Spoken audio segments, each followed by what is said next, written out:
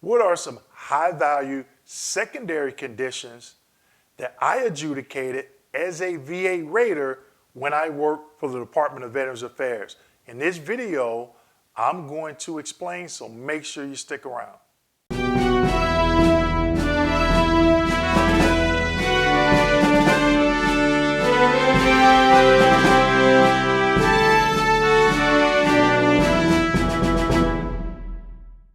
Hello and welcome back to my channel. My name is Dwayne Kimball, owner and founder of KMD89 VA Claims Consulting, United States Army veteran and retired VA rating specialist. In today's video, I am going to be discussing what are some secondary or high-level secondary conditions that I granted as a VA rater. But before I get into today's video, make sure you go out and pick up a new book, VA Claims Success. Check the link down below and I will send you a signed copy. Been getting a lot of positive feedback on it, so I know it is a game changer for veterans and active duty service members as it pertains to the VA claims process. So today's video, I'm going to share with you some, not all, but some high value secondary conditions I was able to grant veterans when I was a VA rater. Now, this is not a guarantee that if you claim these, you're gonna automatically get service connected, okay? So don't think that. It still has to go through the VA's process. Also, I am not providing any medical advice.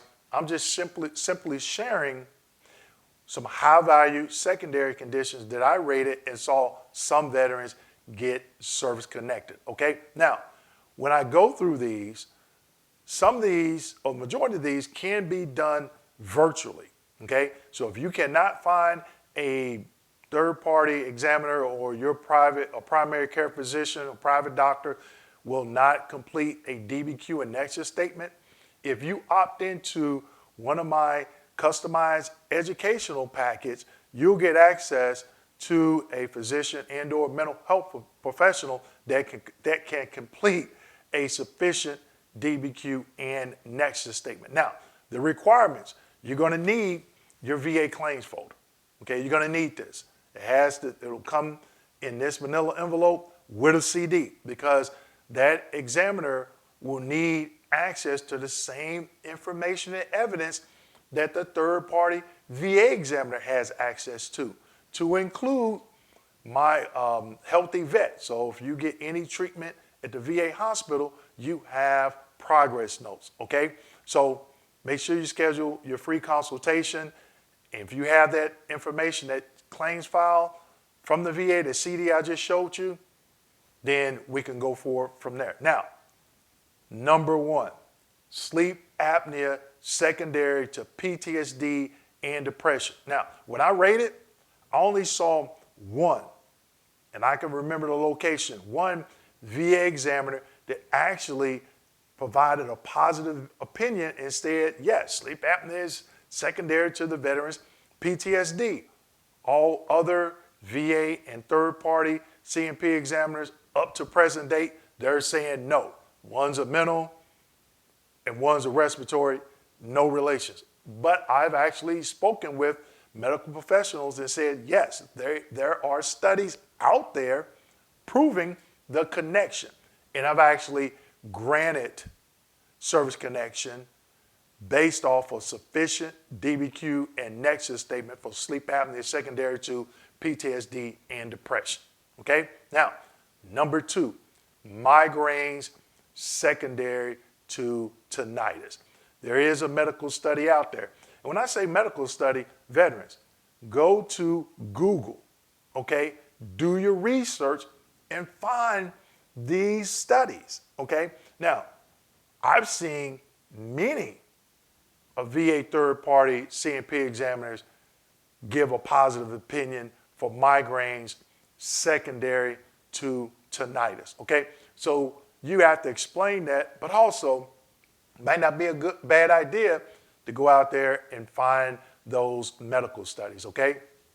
Number three, bilateral lower extremity radiculopathy / peripheral neuropathy of the lower extremities of the sciatic nerve secondary to back strain. Okay, I'm going to say that again. Bilateral lower extremity of the sciatic nerve, peripheral neuropathy / radiculopathy, secondary to a back strain.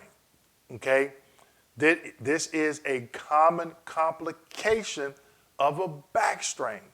Okay, if you have pain radiating from your lower buttocks down to your lower extremities, numbness, tingling, dull, sharp, shooting pain, only you can explain that to that C&P examiner, okay? Now, the caveat to this is if you're 10% for a back strain and you're going for an increase on that DBQ, the DBQ for the back, the doctor can put radiculopathy in the diagnosis section because later on in that DBQ, the doctor can answer questions as it pertains to the radiculopathy.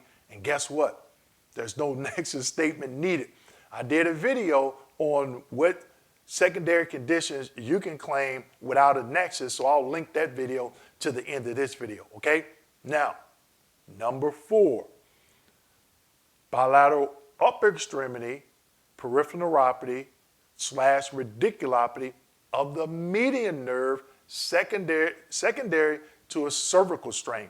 So just like a low back condition, bilateral lower extremity secondary to that, there is a common complication for bilateral upper extremities secondary to a cervical strain, neck strain, okay?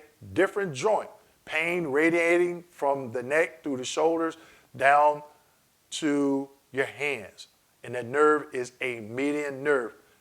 And again, like the back DBQ, on the neck DBQ, the doctor can put radiculopathy in the diagnosis section because later on in that DBQ, the doctor is asked questions about the peripheral neuropathy and radiculopathy of the upper extremities of the median nerve, okay?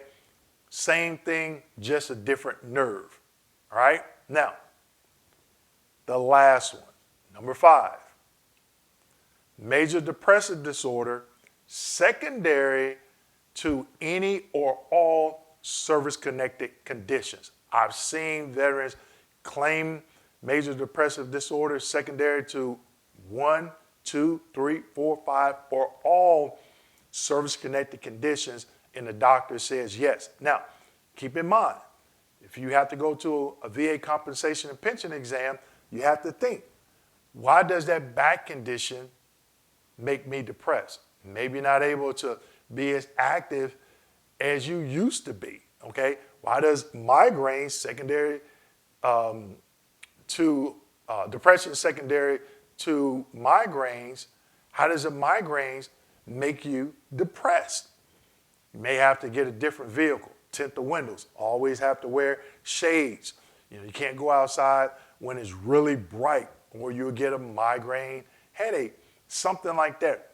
Every situation is different, so you have to reasonably articulate your symptomology to that C&P examiner as to why a service-connected condition has caused you to be depressed. Now, as I stated at the beginning of this video, if you have a copy of your VA claims file, as it comes on CD, okay, and you need a DBQ and Nexus statement, and you opt into our customized educational packet, you can find that on the website, www.kmdkilomikedelta89.com.